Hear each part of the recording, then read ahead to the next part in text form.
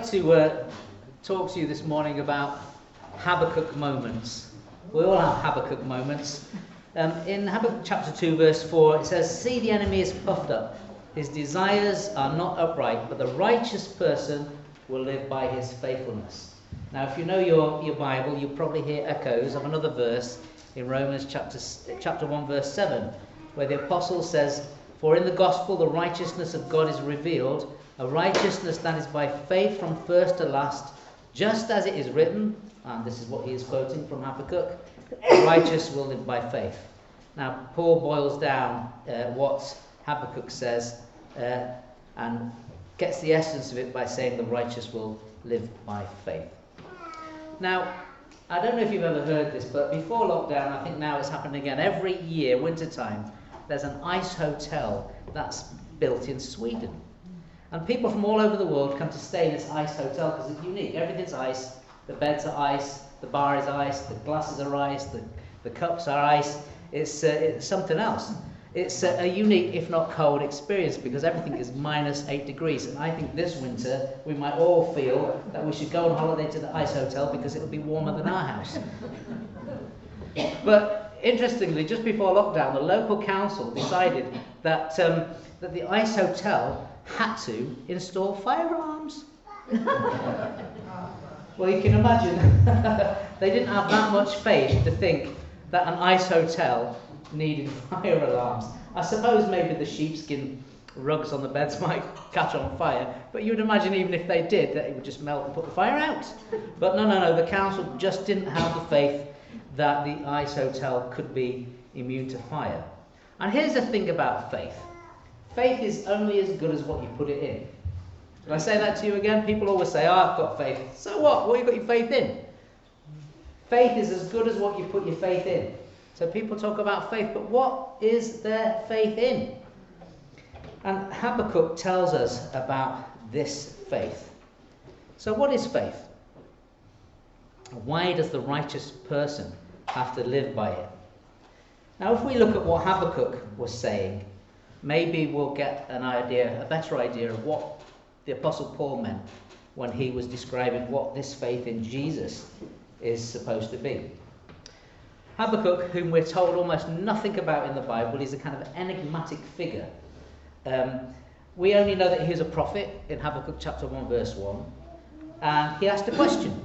And his question of God in verse 13 was, "Then do you tolerate the treacherous? Why are you silent when the wicked swallow up those more righteous than themselves?" In his time, Israel and all the surrounding nations were facing a very, very challenging time. They were facing this unexpected surging power of the ruthless hordes of the Babylonians or the Chaldeans. And Habakkuk wrestled with a question that we still wrestle with today. And therefore, because of that, people think that Habakkuk's name literally means wrestle. If you look at modern Hebrew, if you want to hug somebody or grab somebody, it's Chibuk. So it's the same Habakkuk. It's the same root letters. That might be the case. But whoever Habakkuk was, and wherever he was from, and whatever his name means, he asks our question today. And unlike us, he got an actual answer. And I suppose that's the benefit of being a prophet, isn't it? You have a direct line from God, and he actually answers your questions. And in a sense, that question that we ask of God, "Where are you?" when things get bad, you say you haven't got an answer. You got an answer. He gave the answer to Habakkuk, and Habakkuk is giving us that answer today. So we have got God's answer, and that's the thing. We have our questions, they're completely trumped by God's answers. Israel was facing a future national disaster. There was an overwhelming enemy that was threatening destruction yet again. And Habakkuk wants to know where God is. He wants to know where God is when wickedness is on the rampage. Not in some kind of ethereal, mystical sense, but actual on the rampage with heavily armed soldiers coming to bring destruction and death into your immediate family circumstance. What would it be like? I mean, what is it like for people around the world? I mean, we're struggling as a nation, but the vast majority of the world live in much poorer circumstances than we're used to. Even in our worst times, over 1 billion people have to live on $1 a day. How do they see where God is. And here's the ironic thing. When you look at churches in those kind of countries, they've got way more faith than we seem to have. And they've got way more dynamism in the stand that they take for Jesus in their context. And so Habakkuk is keen for an answer, and he waits eagerly. In verse 1 we read, I will stand at my watch, I will station myself on the ramparts, I will look to see what he will say to me.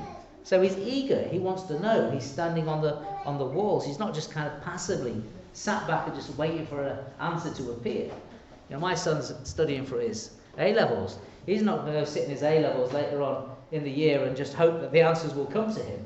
He has to invest a significant amount of his time studying and making sure that that answer's there for him. You know, and it's a proactive thing that you have to do. And if you don't prepare for an answer, you're not going to have the answer when the question is given. And so here is Habakkuk. He's on the walls. He's stationed himself on the ramparts. He's looking to see what God will say to him. He's expecting an answer. And so often we ask questions of God and we hardly expect an answer. It's just an exercise of complaining. We're good at that, aren't we? I like a good old gripe, don't we? We like a good complaint. And then we read that the Lord replied. And he says to Habakkuk, write down the revelation, make it plain on tablets, and so a herald will run with it. For the revelation awaits an appointed time. It speaks of the end and will not prove false. Though it linger, wait for it. It will certainly come and will not delay. The Lord tells Habakkuk that Israel's enemy is overly confident. It's got the wrong motives. It's not a righteous person. And the righteous person, we're told, is a godly Israelite in Habakkuk's context, who trusts God despite the fact there's a massive army about to come and look like it's going to wipe them off the face of the planet and put them into slavery. Despite the odds, this kind of person will be different to the military threats that they're faced. They will be different to the violent, drunken society around them. This person exists by the faithfulness of the Lord, who is, we're told, wait for it, in his holy temple, and before whom all the world will fall silent. You want to know where God is? God is where he always is. He is in his holy temple. I remember when I first started work, I worked for an engineering company in Lincoln called Ruston Bucyrus, and I was an apprentice in this training shed. And they had this massive machine shop, which is probably the size of 3 football fields, huge. They used to send us on these kind of fool's errands to go and ask for, all sorts of things that don't exist, but they made you walk all the way down this shop to the warehouse, and then they'd laugh at you that you'd gone to ask for something that was nonsense, didn't exist. You have to take the walk of shame all the way back, and all the older guys on the big machines sat there laughing their heads off. It made their day to see these young guys getting sent all the way down and getting humiliated and sent back. And I was training on this lathe, big cutting machine. I think lathe probably about over half the size of this room, and you'd put a big lump of metal in there, and you'd tighten up the keys and with the chucks, and then the machine would spin round. You'd get the cutting machine, you'd turn it into a screw, or you'd turn it into, we had to make our own tools. And for some reason, our instructors had taken the safety guards off the machine so they could get in and show us all the different elements of the machine. And I turned the machine on, and as it span round, one of the bits of metal that held the piece in place snagged onto my overall, and it shredded the whole sleeve. And I pulled over the top of the machine like this, and I hit the stop button. And machines like that don't just stop. There's momentum, isn't there? And I was going over the top of this machine like this, and I was on the top of, not just on the top of my toes, I was on the top of the toenails of my toes. And it stopped, and I had to go to the hospital to get my shoulder put back in. I never went back to work there after that. But I was waiting for that machine to stop. And I tell you, in the moment, it felt like forever. It felt like forever. It must have been somebody watching. It was like seconds. For me, it was like a whole lifetime. This thing isn't stopping, and I'm going on the top of my toes, and oh no, it's going to rip my arm off. But I had to wait for it to stop. And sometimes when we wait, it feels like forever. Sometimes when we wait, we feel like disaster really is going to win. and it's going to take over our situation. But he stopped just in time, on the tip of my toenails, and I was okay. And so the faithfulness that the righteous live by is described in contrast to the enemy that's on its way. It's easy for us to kind of compare ourselves with all sorts of people, but Habakkuk is describing what faithfulness is compared to the people that will come in to attack his nation. This enemy that's kind of bloated with a restless arrogance, a overconfidence, a greediness, financial extortion and threat. They were like the mafia, heavily armed in marching formation, coming to rip off and murder everybody they could come to. And ancient Israel's there on the tip of its toes. It's hit the stop button and it's still moving. I don't know, I can feel my arm coming out of the socket. And they're waiting for God. And it doesn't seem to stop. It's still pulling on you. Verse 4, it says, "See, the enemy is puffed up. His desires are not upright, but the righteous person will live by his faithfulness. Indeed, wine betrays him. He is arrogant, never at rest. Because he is greedy as the grave, like death is never satisfied. He gathers to himself all the nations and takes captives of all people. Will not all that taunt him and ridicule and scorn, saying, Woe to him who piles up stolen goods and makes himself wealthy by extortion. How long must this go on?" And that's a valid question. How long must this go on? You know, I was on the tip of my toes and I'm thinking, when is this thing going to stop? And when it stopped, it was all right. But the seconds before it stopping, I didn't know. And it felt like forever. And sometimes what we go through feels like forever. God exists in eternity. We're locked in time. What we go through feels like forever. God, who exists outside of time and creation, for him it's a moment. A year is as 1,000 years, and 1,000 years is as a day for the Lord. As far as the heavens is separated from the earth, so far are my ways separated from your ways, says the Lord. God's timescale is not our timescale. He perceives things differently. So,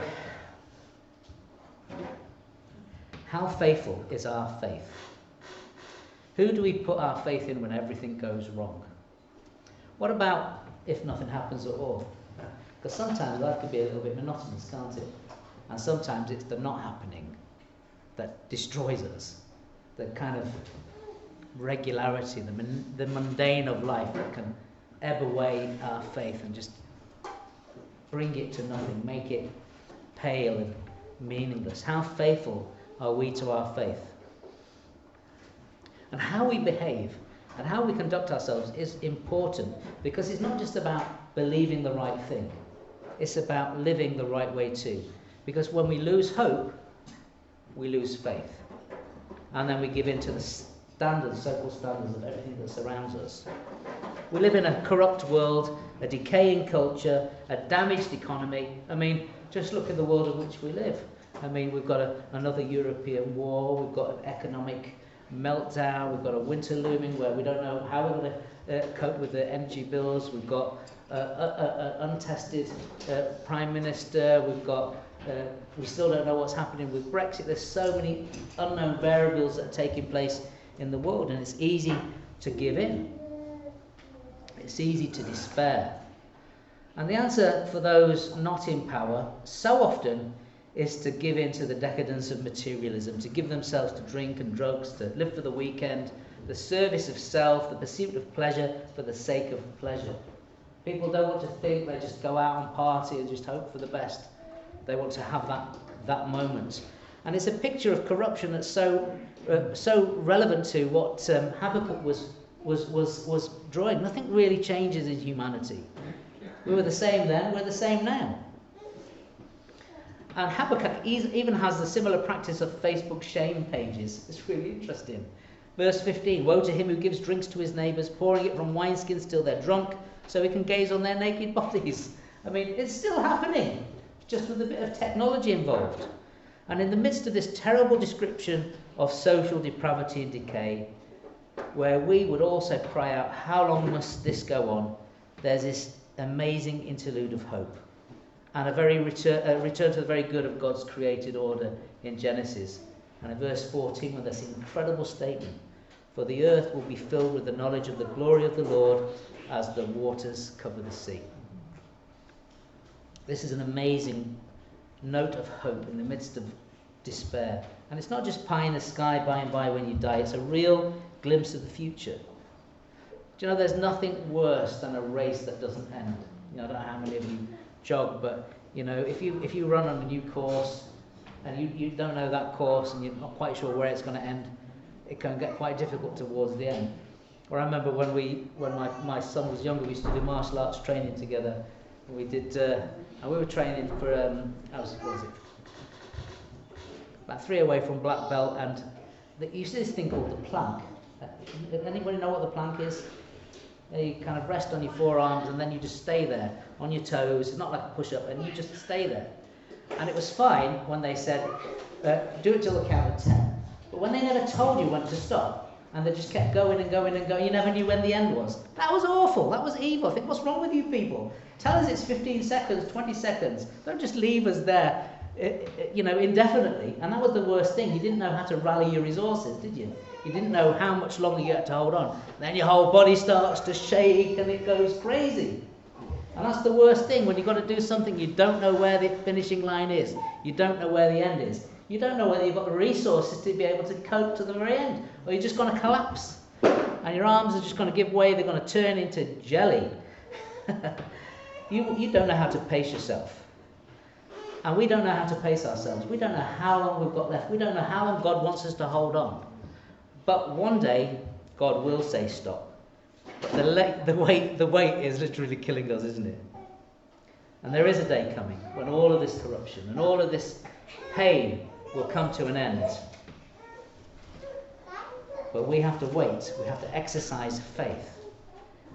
But we all have our Habakkuk moments still, where we ask God where he is. And that's okay.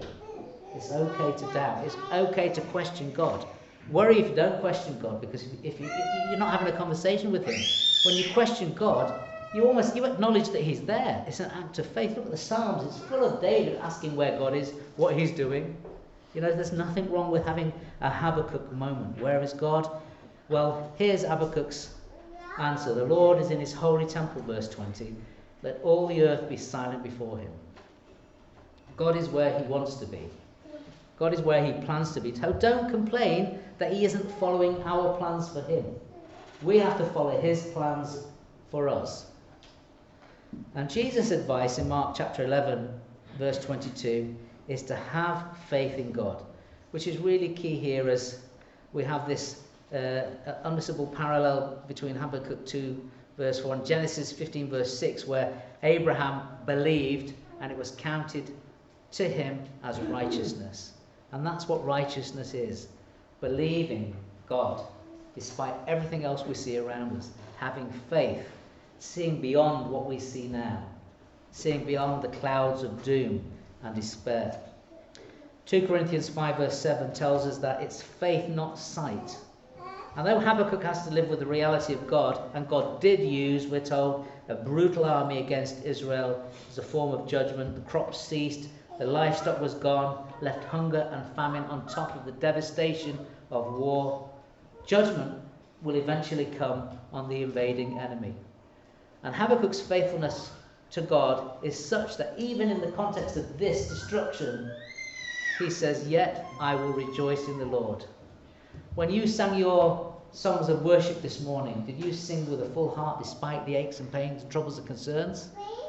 Or were you holding back because you had a grudge against God that he hadn't quite done what you wanted him to do? Job, one of the oldest books in the Bible, Job said something even more profound. Though he slay me, yet will I trust him. That's the faith of a righteous person. And that's the faith that we're called to. Habakkuk 3 verse 16 to 19 says this: "Yet I will wait patiently for the day of calamity to come on the nation invading us. Though the fig tree does not bud, and though there are no grapes on the vines, though the olive crop fails and the field produce no food, though there are no sheep in the pen, no cattle in the stall, yet will I rejoice in the Lord. I will be joyful in God my Saviour. The sovereign Lord is my strength. He makes my feet like the feet of deer. He enables me to go on heights." if we don't want to wait and we let go of hope, then our faith will dissipate and disappear. Hope is what keeps faith alive. And Habakkuk had hope. Habakkuk had his moments. But more powerful than Habakkuk's moments was Habakkuk's hope. And hope was what drove his faith. And we need this reminder that God works in all circumstances.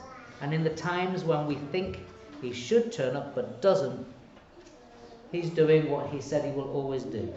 When the fig tree does not bud, do we still have the faith to say, "Yet I will rejoice in the Lord"? Or are you still trying to put a fire alarm in your ice hotel because you don't quite trust that it's not going to catch on fire? God is in his temple. He's still on top of things, even though we can't see evidence of it sometimes. But the righteous person will live by their faith.